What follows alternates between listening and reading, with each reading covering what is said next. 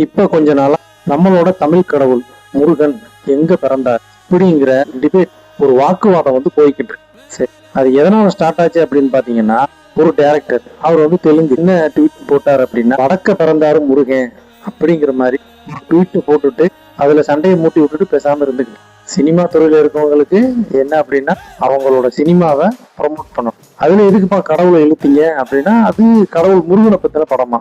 சரி, வரலாற கொஞ்சம் பின்னோக்கி பார்த்தோம் அப்படின்னா, தமிழ் கடவுள் முருகன் வந்து குமரிக்கண்டம் அப்படின்னு, அதாவது தெற்க இருக்க குமரிக்கண்டம் அப்படிங்கிற பகுதியில குமரிமலை அப்படின்னு ஒரு மலை இருந்ததா, மகேந்திர மலை, அதே மாதிரி ஒரு 7 மலைகள் இருந்தது.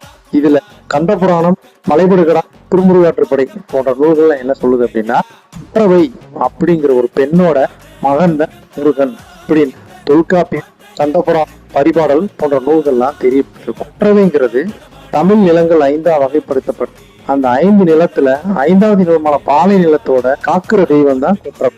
அவளோட மகன் தான் சேயோன், அதாவது முருகன் அப்படின்னு சொல்ல. அப்ப அந்த நிலப்பகுதி எங்க இருந்தது அப்படின்னா, தென் குமரிக்கண்டத்துல இருந்த நிலப்பகுதிகள்ல ஒரு பகுதி தான் பாலை நிலம்.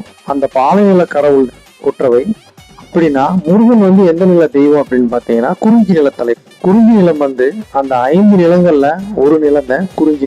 அதோட தலைவனா இருக்கிறவர் தான் கடவுள் முருகன் அப்படின்னு செவிவெளி செய்திகளும் எழுத்துப்பூர்வமான ஆதாரமும் கல்வெட்டு சான்றுகளும் சொல்லுது. அப்ப வடக்க வந்து முருகனை பத்தி வழிபாடு இல்லையான்னு பாத்தீங்கன்னா, அங்க வந்து இங்க வழிபாடுகள் இருந்தா நம்மள மாதிரியான ஒரு ஆழமான வழிபாடு வட இந்திய பக்கம் இருக்கான்னு பாத்தீங்க, நிச்சயமா இல்லைன்னு தான் சொல்லணும். அப்ப அவங்க வழிபடல அப்படிங்கிறதுக்காக வந்து கடவுள் வந்து வடக்க பிறக்கல தெற்கதான் பிறந்தாரா அப்படின்னு நம்ம சொன்னோம் அப்படின்னா நிச்சயமா தெரியாது.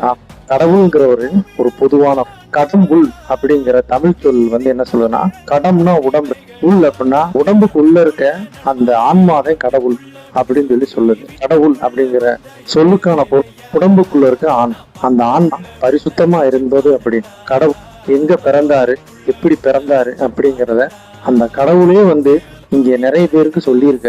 அப்படிப்பட்ட வரலாறுகள் கூட தமிழ்நாட்டுல இருக்கிற. அப்ப கடவுள் வடநாட்டு கடவுளா தென்னாட்டு கடவுளா? உங்க மனசு சுத்தமா இருந்தா நிச்சயமா கடவுள் எங்க இருக்காரு அப்படிங்கறத நீங்க தெரிஞ்சுக்க. எங்க பிறந்தாரு, எப்படி பிறந்தாருங்கிறது தெரிஞ்சுக்க.